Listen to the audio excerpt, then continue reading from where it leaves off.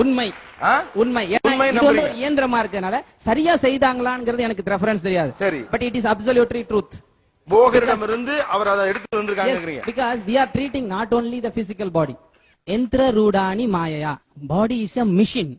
You are having input, there is a processing, there is a output. So we are having a gross body and subtle body. I cannot see your mind. I cannot see your mind. You are having mind. You accept. There is something subtle. Suppose you are using cell phone. Can you able to see the electromagnetic waves? What is the power of our seeing? You can see from violet to red. இது ரொம்ப கரெக்டான point. ஏனா இப்படியான ஒரு மருத்துவ முறை உண்டு. ஆனா இவங்க செஞ்சது அதுவான உங்களுக்கு தெரியல. Yes.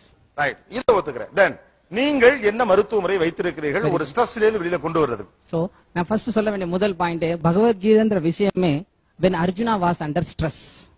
So it is very relevant to every one of our life. He is telling the symptoms. My body is trembling. My tongue is drying. I am forgetting myself. My mind is reeling. This is a state in second chapter of Bhagavad Gita. At the end of the chapter he is telling Karishye Vasanam Chava. கொஞ்சம் அழகா தமிழ்ல அப்படியே சொல்றதுனா ஈஸியா இருக்கும். நான் சமமாட்டல. என் உடம்பு நடுங்குகிறது. நாக்கு வறண்டுகிறது and உடல் தோல் எரிகிறது. நான் என்னையே மறக்கிறேன். இதான் statement in the starting of the war. Kurukshetra war. He is a person உலகத்திலே அதிகமான டென்ஷன் ஸ்ட்ரெஸ்க்கு உட்பட்ட ஒரு ஆத்மா. So Bhagavad Gita knowledge spoken in just 40 minutes.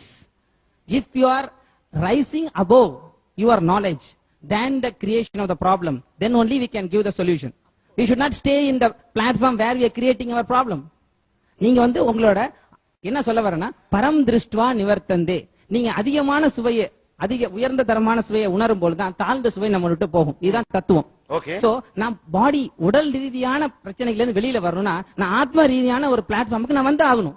Because ஏன் தெரியுமா, நான் இந்த உடல் அல்ல. இதுதான் பகவத்கீதையோட முதல் பாடம். அகம் பிரம்மாஸ்மி. You are Brahman, not a just a physical matter which is made up of earth, water, fire, air, ether. We are not jada பொருள். We are sentient entities. So our treatment also should be a sentience. So Bhagavad Gita சொல்றாரு, கடைசி வார்த்தை சொல்றேன் ஏன்னா time இல்லாதனால, அகம் துவா சர்வ பாபியோ. இது எல்லா இதுக்கும் காரணம் என்ன தெரியுமா? ஸ்ட்ரெஸ்ங்கிறது one of the effect I am seeing, but so many pains we are experiencing. Bhagavad Gita வந்து 4 விதமான பிரச்சனைகளுக்கு அது சொல்யூஷன் கொடுக்குது. இந்த 4 விஷயத்தை சால்வ் பண்ணிட்டா உலகத்துல இருக்க எல்லா பிரச்சனையும் தீர்ந்துருமா?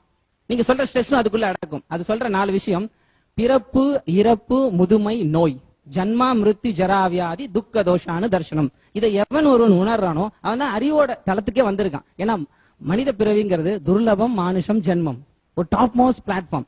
இது வந்து ஒரு ஏரோப்ளேன் மாதிரி. அந்த ஏரோப்ளேன் தரையிலையும் ஓட்டலாம். இஸ் கால்ட் டாக்ஸிங் சொல்லுவாங்க. So Sastra is inviting. And Bhagavad Gita for information for others who are listening, ஒரு வார்த்தை கூட இந்துங்கிற வார்த்தை இல்ல.